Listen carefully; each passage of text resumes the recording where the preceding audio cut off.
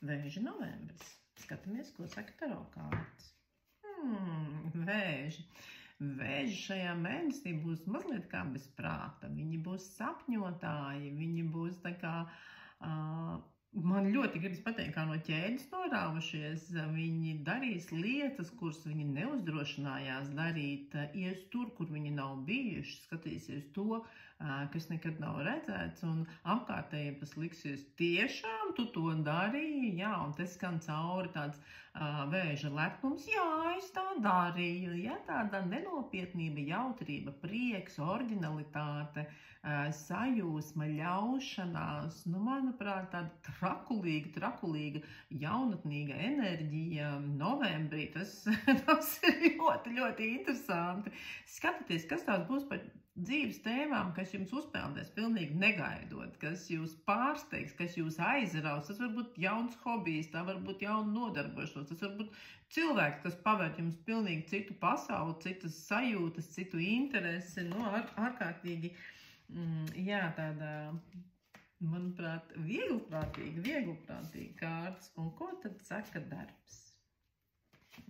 Vai darbs jums ļaus būt vieglprātīgiem? Darbs nesaka neko.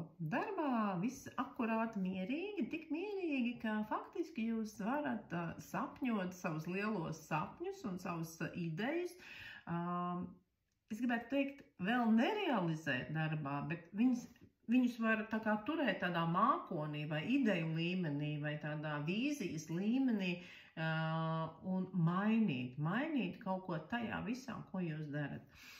Tiem cilvēkiem, kam darbā tagad nākošais mēnesis ir ieplānots, nu, ritīgi steidzīgs, darbīgs,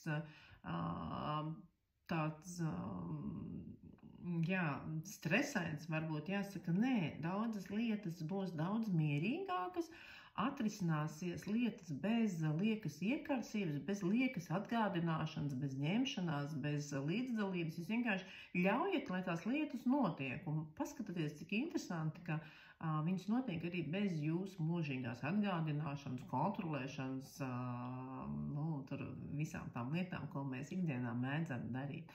Jā, darbā es gribētu teikt pilnīgs miers. Tiem, kam miers nepatīk, darbiniet paši savu enerģiju, bet rēķinieties ar to, ka tā kopējai apkārtējās pasaules enerģijai ir plašums, miers, kontrole, varbūt tikai astroloģiski piesaistīta zvaigznēm, jo šī kārtas bija zvaigzne, jā, nu tāds iespēja paspīdēt, iespēja parādīt sevi, bet bez tāda liela uzspiediena. Privātā dzīve. Privātā dzīvē kaut kāda tēma, kas liek bažīties par partneri, liek bažīties par partnera, nezinu, gribas teikt sajūtu, labsajūtu, pašsajūtu, jā, tā kā pieskatiet savus partnerus, lai tie nenoķer kaut kādus vīrusus vai kaut kādas tādas lietas. Jo tas rada bažas, nemieru, bezmiegu mazlietiņās, nu, varbūt kādam tātad partneris būs aizbraucis pietiekami tālu kaut kur tu nevari tagad sazvanīt, vai ne kontakta, vai, nu, tā kā sāku bažīties par to, kur tas otrs cilvēks ir palicis. Ja? Nu, tāds pamats bažām mums ir daudzkārt, bet atcerieties, ka 9 zobenu kārta saka, ka mēs dažkārt sakāpinam savas emocijas, un pēc tam, tad, kad tas viss atrisinātu, saprot, nu, kāpēc man vajadzēja tā, nu, kāpēc man vajadzēja tik ļoti, nu, sabažīties par kaut ko. Tiem cilvēkiem, kas tikai meklē attiecību, šis īsti nav īstais laiks attiecību veidošanai, jo 9 zobeni saka, ka tu pašlaik grasies uzkāpt uz to pašu grābekli, uz kā tu parasti kāp. Nu, tad šis mēnesis būtu pārdomām par to, ko es pilnīgi noteikti negribētu savā partnerī, nākamajā partnerī redzēt, ko es nekādā gadījumā negribētu piedzīvot, un kas man ir pilnībā, man tabū, attiecību tēmā tabū. Tad jau tālāk redzēsim, kas tur veidosies nākamajā mēnesī. Un padoms. Padoms tas ir kausu bruņinieks.